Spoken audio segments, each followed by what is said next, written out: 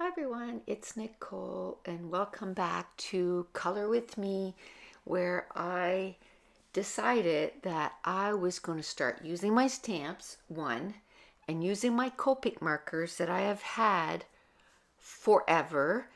And also I bought some Uhuhu markers back in 2020 or 2021 and I hadn't used them yet.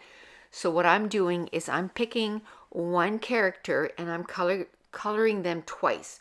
Once with Copic markers and one with Uhuhu markers.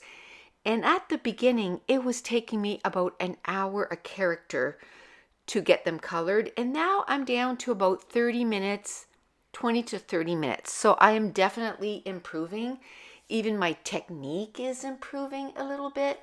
And I think I only have two more that the video is this far. And then I found another way to film that you're actually going to see me color even a little closer. Not that I'm an expert, but we're going to learn together. Let's talk about the markers that I'm using to color. And this little girl here, she is from CC Design called Elfie, and she is just adorable. So her face, I used R0000, R000, R20, R32, and R00.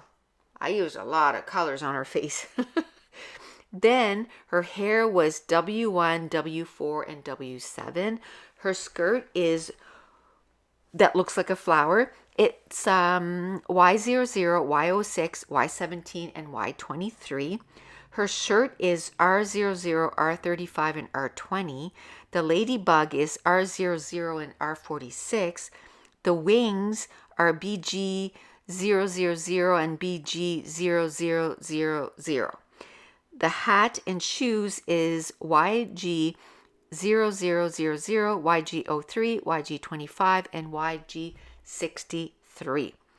Now, she was a lot of fun to color. And like I said, this is the 7th character that I've colored. I've tried Stampin' Up! Paper, Nina cardstock, 60-pound weight or 40-pound weight. It's not very much weight. Maybe it's only 25-pound weight. Not much weight. I tried Bristol paper. I tried Hammermill. And I've been talking about how I ordered Nina cardstock from my scrapbook store.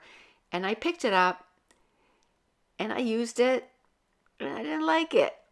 So I'm so glad I didn't pay $70. And I'll tell you what I don't like about it. It feathers bad. And what do I mean by that? So let's say if you're coloring and you go anywhere close to the line, like the black line of the Memento ink, it bleeds beyond. Or if you're coloring the hat and you go too close to the hair, it bleeds onto the hair. The Hammermill cardstock does not do that. Now, my advice to you is try different cardstock because maybe it's affected by the humidity in your room.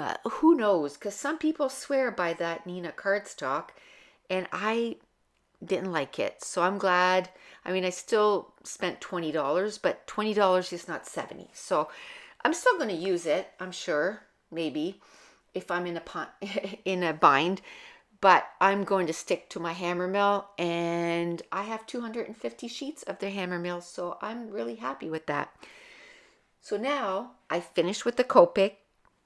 I'm going to go with the Uhuhu markers, and for the face I use R18, R19, R20, and R21.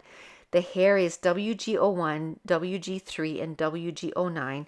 The dress is Y030, Y1, and Y2.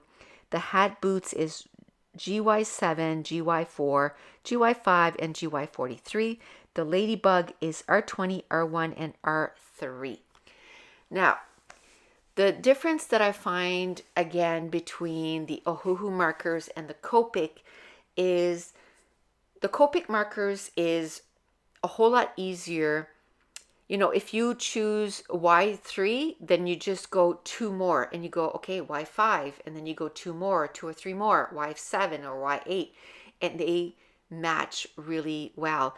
With the Ohuhu markers, I'm finding a little bit of a harder time finding that, and a lot of times I'll just find 2 markers that go really well together, and it's still enough to make a contrast and make shadows and all that stuff. So it's still good. I'm still enjoying using them. And if it's between not having alcohol markers, because the Copics are expensive, they're about $10 a marker here in Canada, and the Ohuhu markers are about $1 a marker, so a significant difference in price. The other difference is that you cannot refill your Ohuhu markers. So once they're done, they're done.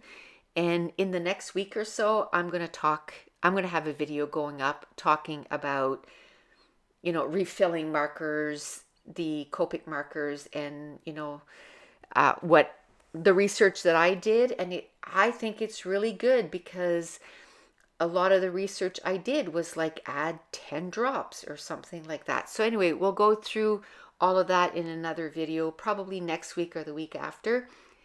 But that's the downside to the Ohuhu markers. You can't refill them. And if you could purchase the markers separately, then it wouldn't be a big deal. But let's say your R18 runs out. I don't want to have to buy a set of 45 or a set of 48 to get that one marker.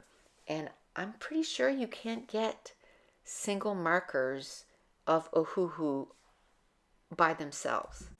Now, I just wanted to make sure what I was telling you was true. So I went on Amazon and I searched to see if I could just buy R18, and not, you here anyway, you can't. So that is one disadvantage of those markers, is that you can't just buy one marker. One thing that I started doing as soon as I started coloring these little girls is I got a journal, a bullet journal with the grid dots, and I stamp the little girl or the image that I'm coloring, and then I make a box next to it. I find some watercolor markers that are coordinating.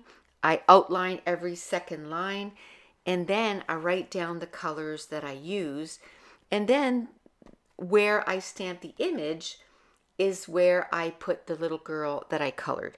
So I know that, when I go to use this little Elfie, if I want to color her again, all I have to do is look beside, and all the markers that I use, I can do it again. Of course, I can use different colors, but it's just so fun. I literally pick up that book and look at it all the time, because I just love looking at all the stamped images that I colored. So that's it. That's going to complete this coloring of Elfie. And if you're new to my channel, don't forget to hit subscribe if you're enjoying these videos. If you wouldn't mind giving me a thumbs up, leave me a comment down below. And I want to thank you so much for watching. Bye.